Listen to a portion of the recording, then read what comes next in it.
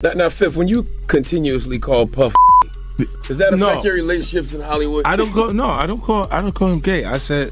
Let me read it, Fifth. Oh my God. Sorry I can no longer help you guys. Soon you will all be gay and happy. You are all now left under leadership of Puffy Daddy. Report to the nearest rainbow. Dinner Thieves in theaters January 9th. That's why he says things. He doesn't even know what he's saying is like fruity. You know what I'm saying? Like, he says something fabulous and he goes, yo. Speaking of, in particular, Netflix docuseries that you've been working on, Diddy Do It. Right. You've been saying for years that you feel you knew Diddy's character. Right. Feel uncomfortable with the way you represent the idea of going to these projects. To come party with me. Yeah. And then that swayed me away from it. Just that alone. Nigga Puff, like he called, we should kick it on the shit after the main. Right. And the nigga, matter of fact, they sent me the girl pictures, like pictures of this girl, like not the shit that y'all.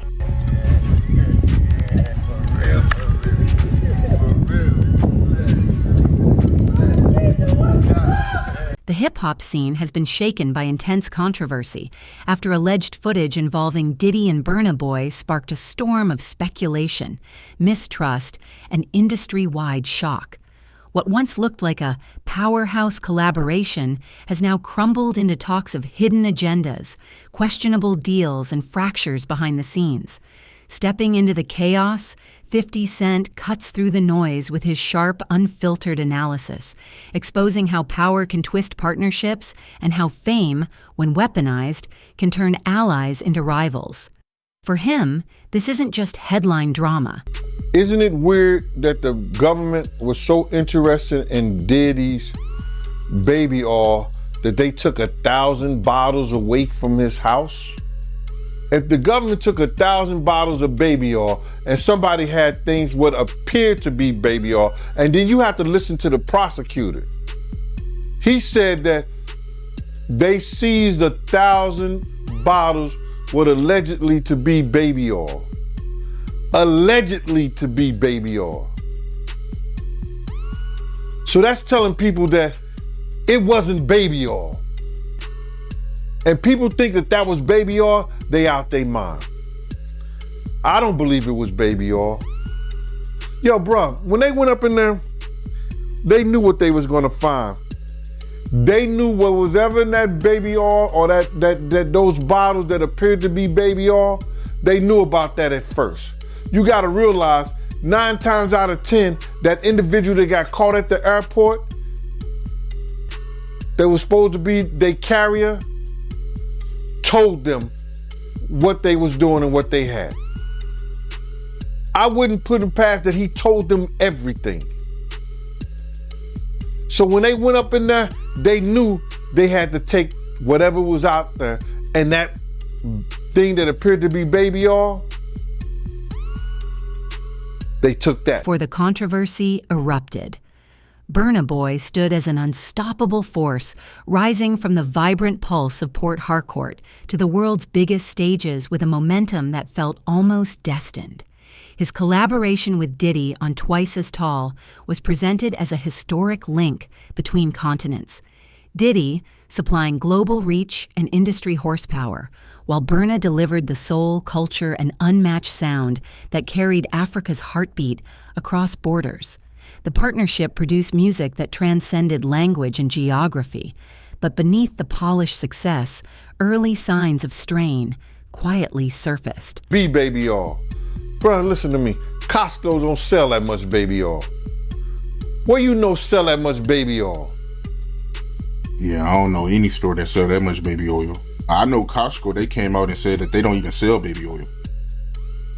My sentiments exactly. But you personally, right, what do you believe was in the baby oil? If you ever seen a massage parlor being raided and they walking out the people, do they take the massage oil with them when they go? No, they just walk out the people who are being arrested. If you ever seen a person getting arrested and the people being arrested in those brothel houses, Do they take out the stuff in the brothel houses? No, they don't. They take the individuals who are being arrested out the brothel houses. For them to take 1,000 bottles of baby oil, it's like that they did not leave one. They left people there, but they ain't leave not one bottle. Nobody needed no baby oil. So my whole thing about it is that there was something in that other than baby oil. That's why they took all the bottles. And 9 times out of 10, if I would give it a wild guess, it was, and like some of the people told me, it was probably that GHB. What's that? I think it's gamma hydrox.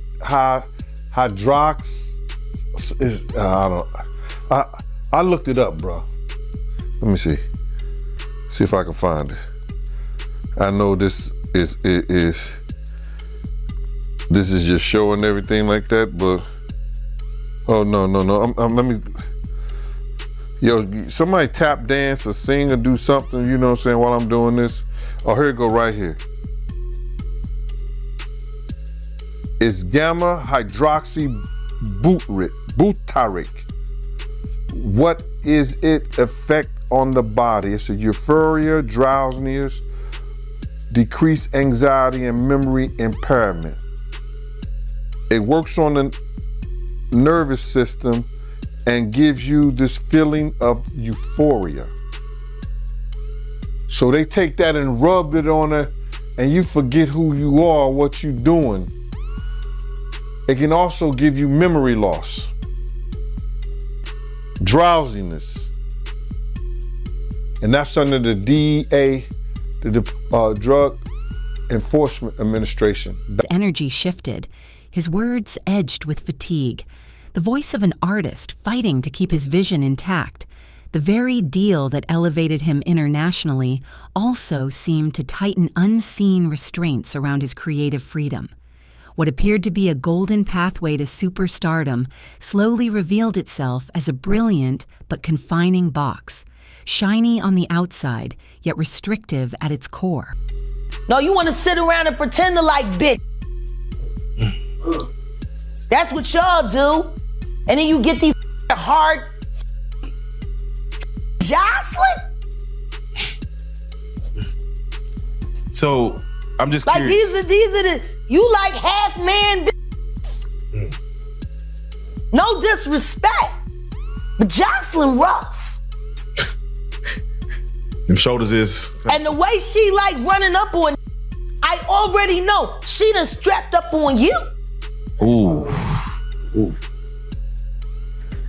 So Jack, let me ask you. There's some of the shocking things. I hear that mean with a harness. Oh. Okay, not a harness. Yeah. So I gotta ask you this. I'm sure somebody's already asked you this, but have you ever been to a P. Diddy party? Yeah, several, many, honestly. And so, can you take us through like what goes on, like when you were there? What did I say when y'all asked me about why was the TD Jakes at the Diddy party? Yeah. What'd I say? Money. And That's correct. Were you surprised that there were so many cameras in his houses? No. That he was recording these? Of course. He is the J. Edgar Hoover of hip hop. Okay. Y'all done seen him put on the pyramid with a skirt? So let me ask you, when you hear that Cassie was told to hire male escorts to come and what they call freak-offs now. Yeah. Is that something normal that happens in Hollywood? Yeah. Freak-offs. Yeah. Okay. Everybody know that. I've been saying it. Yeah. How many times I got these is wild.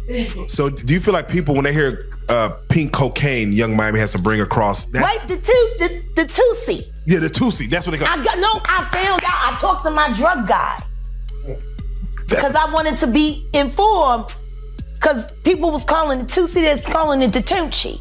I didn't know which one it was, so I talked to my drug guy, and my drug guy filled me in, and then it made perfect sense. Tootsie. Talk to him. Drugs with Jaguar. Let's talk. Drugs education. 101. So Tootsie is the cocaine, but they take the ketamine and cook it up. And they fold it into the coke. Now, if you don't know what ketamine is what they call on the street Special K. It's a veterinary drug. It's a horse tranquilizer. Now, gay men have been using this for years. See, back in the day, if you went to a gay party or a gay rave, there were certain drugs that you would always find on hand. Viagra, ecstasy, Special K, and cocaine. Now, see, the cocaine keep you up all night, but unfortunately, it gives you limp noodle because of what the blood flow is. So you with a half-hard dick all night. So that's why you have the Viagra, to make sure that the dick involuntarily stays hard while you're numbing yourself with the coke. Now, see, the ketamine, that's a horse tranquilizer, so that relaxes all your muscles. You could get by 80 ton gorillas. You wouldn't feel a thing. So now, your dick is gonna stay hard, you numbed up, and you high. You got the ketamine in you, so you don't feel shit. And then you add the ecstasy to put in the feeling that you've now blocked out, and now you got a party. The alleged footage surfaced, the entire narrative shifted, no longer about music, but about influence, control, and the shadows behind superstar partnerships. Burna Boy's once mysterious posts about freedom and false kings suddenly sounded less like poetry and more like quiet signals from someone pushing back against an unseen grip. Fans began dissecting his lyrics and interviews, connecting dots and uncovering what seemed like hidden hints of frustration and rebellion. Then 50 Cent stepped in, delivering his trademark blunt breakdown of how the industry really works. "These dudes act like they run people's careers," he said, a line that sent a jolt through hip-hop and reignited long-standing debates about power disguised as mentorship. His words peeled back the glossy surface, revealing an industry where deals, favors, and influence can shape destinies. And now, as the dust settles, one powerful question lingers. In a world where success can come with strings attached, is genuine creative freedom still possible? Like that, because this is stuff that happened back in the day. And then maybe that if they knew there was going to ever be a YouTube, or they knew there was going to ever be social media, a lot of the stuff probably wouldn't have got played out like it did. Are the quiet machinery driving the music industry, and few have mastered that system more effectively than Diddy. Reports suggest Burna Boy's agreement may have granted Diddy influence over royalties, distribution, and even touring decisions, creating a structure where artistic direction could be shaped more by paperwork than passion. It's the kind of fine print that transforms creativity into calculations and turns artistic partnership into a delicate balance of power. Industry experts note that while deals like this are common, they often blur the line between collaboration and control, raising doubts about whether a true partnership can exist when one side holds most of the leverage. Viewed through that lens, Burna's growing tension may not be about ego at all.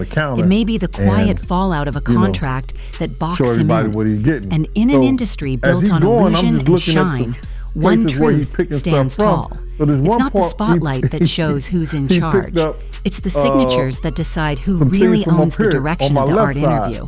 And then he picked like quite a few of them down. I'm like, okay. He put them in the bag. So when I went by there and I looked up there, and it said butt plugs, and I was like, hey yo, I was messing with him because people don't understand.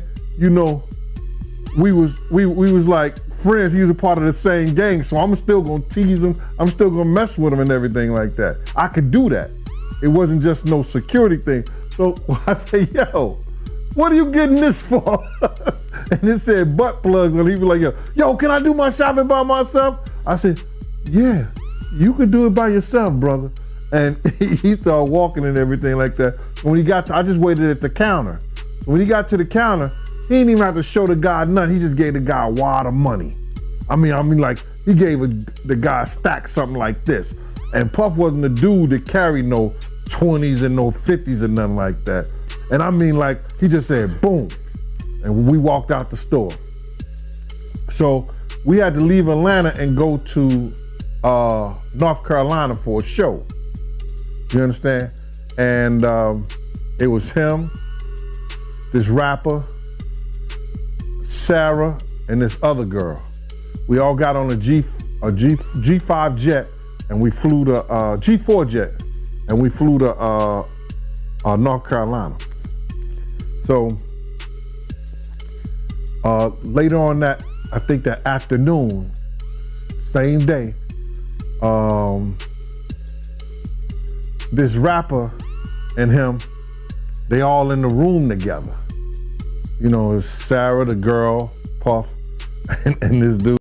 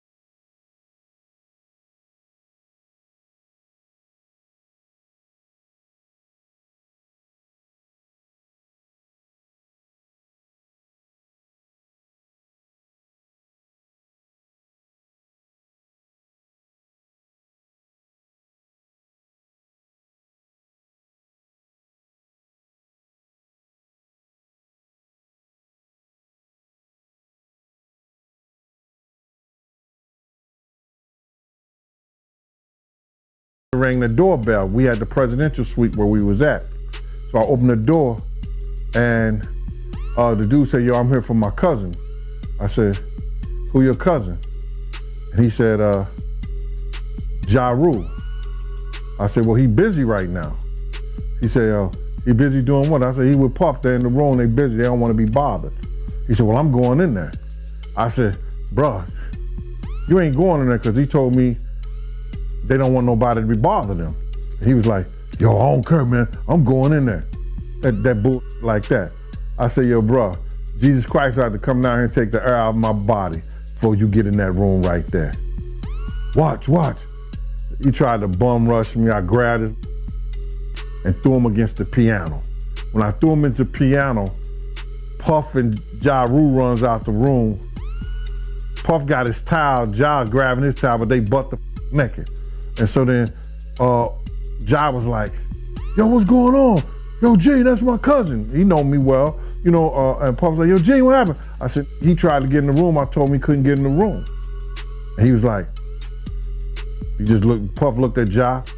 He said, yo, Ja said, you ain't want to go in that room because there's a lot of freaking going on. So I was like, oh, he said it was a lot of freaking going on. So that was basically that story, man. You know what I'm saying? They went back in the room. Dude felt a certain kind of way, and he left out. So I seen them at the concert the next day, and they tried to, you know, form up against me. But my man Frank was like, I told my man Frank, I was like, yo, Frank, put yourself in that position. Somebody trying to get in the room, and Ja told you don't let nobody get in the room. What would you do? Now, y'all can do whatever y'all want to do, man, but you know I ain't taking no losses. He said, yo, you good, and that was it. Bruh, when Ja said, you don't want to come up in there, a lot of freaky stuff is going on. You got to use your mind.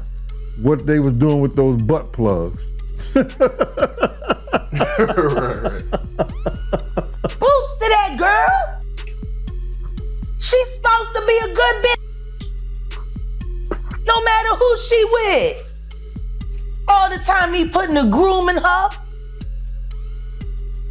Of course he thought it was still gonna work. He thinks he's God. Right. He ain't doing shit. Raped the f out of that bitch, put the boots to her last time I seen her. Her and her trainer, boyfriend, husband. I don't get no. So you hear about stories of Diddy like shooting people, blowing up cars. Yeah. Is he this gangster that behind the scenes that is that him or is that people Shout around out to Wendy Williams, the first woman to uncover the homo thugs. That's what these down low bitches was called when Wendy first started talking about it in the 90s, the homo thug. She talking about Diddy. And then what's the stuff that's happening with Wendy Williams? You think this is all connection too?